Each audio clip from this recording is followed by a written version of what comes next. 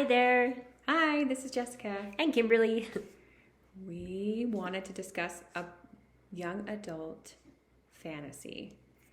You can see this. Look how cute the cover is. Look. It is backwards, the title, sorry. But it's called The Girl Who Fell Beneath the Sea. Yeah. It's a Asian mythological romance. And I don't know. I like Asian influenced books. It adds a depth to them that you don't see in a lot of like the Western culture books. Right, we haven't been around very long, right? So there's not a lot of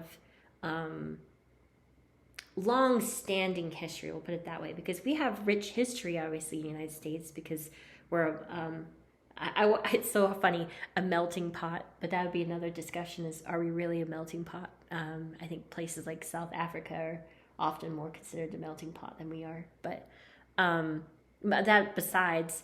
But that's actually one thing I loved about this book. I actually found it and read it, and I recommended my sister to read it. It's just fun finding books that are heavily influenced with culture, lore, and myths. And this is a good representation of just that. And I really enjoyed the book. So. And it's hard to find a clean standalone romance. Yeah. True clean standalone romance.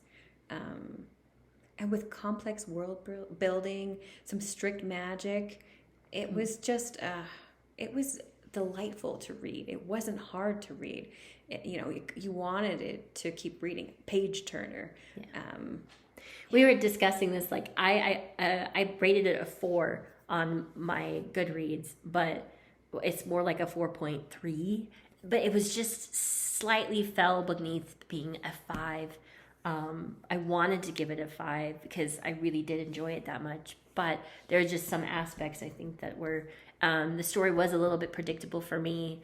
There's just small little things where that's why it couldn't be a 5. But a 4 means you should read it. It was very good. I agree. I made it even like a 4.4. And I actually sat there and I was like, why is it at a 4.5? And I just, maybe a few clunky scenes. But really, it's a great book. We actually convinced our mom to read it, and she read it within a few days. Yeah. So anyone can enjoy this book. Agreed. Yeah. Our mom, she we've been getting her to read a lot more, but it usually still takes her a good week or two to finish a book. And she finished this one within a couple days. So that gives you an idea. My mom was just like, it was just really good. It was engaging. She really enjoyed the story. So, yeah. It had some fun, it still had some tropes in it too. That comes with the predictability that I talked about. Right. But yeah. Oh, it was good. It was good. You guys should all do it. I'll read it. So this is interesting. So we are going to be going to an event called FanX. It's the Comic-Con version, but they can't call it that because San Diego sued Utah.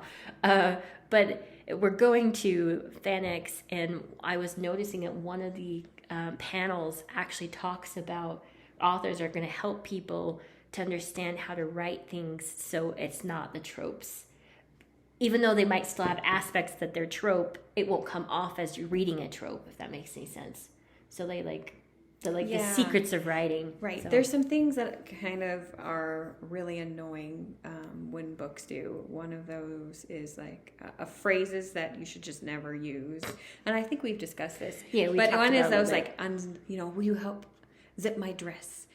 Or there's another one I really don't like. Shiver down my spine or something like that. Yes, a shiver rolls down my spine, but it wasn't from the cold. I think I read 5 books, and I swear all every 5 books had a...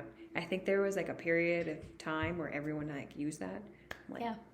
No. I think that's something that I enjoy about Brandon Sanderson is he has a way of writing about stuff in a weird, unique way. And I know some people don't enjoy it, but I like it because you're not describing things the same monotonous way that we always hear about. So, what is interesting about some authors is their ability to actually add in lingo from their world, their world building. They make up swear words. They make up, or there's some sort of reason why someone says a phrase, but it's not our phrase, right? It's like dead as a doornail wouldn't really make sense. It shouldn't be in a fantasy book, in my opinion. Like, No. that's what makes it a 4, and turning it into a 5 would be to give some sort of, origin of that sort of phrase. Right. And like I love that. In like Harry Potter, right? They talked about like the thresholds, and they had a weird saying. Anyway, she tried to do Right. it. She didn't do it a lot, but she at least, I didn't remember. Well, and it's the audience, right? All of Harry Potters are for young kids, middle school, high school, maybe. So it's your audience, right? The older you are, the more of the world building and complexity you can add. So this is a good book because it kind of adds in a mixture of both, where it's like not quite so complex, but enough that adults could read it and like get some more out of it. I agreed. Yeah, I enjoyed it. I'd highly recommend. Go read it. To be honest, it only takes a few hours. If you are a fast reader, I bet you could do this in maybe 3 or 4 hours. Yeah. It's a short read. Yeah. I mean, even if you're a slower reader, like we said, you could still finish it really quick. So, but yeah, post any questions that you have about it. Give us recommendations for other books that you'd recommend that we read. We're happy that you tuned in to listen to us. Yep. Bye. Bye.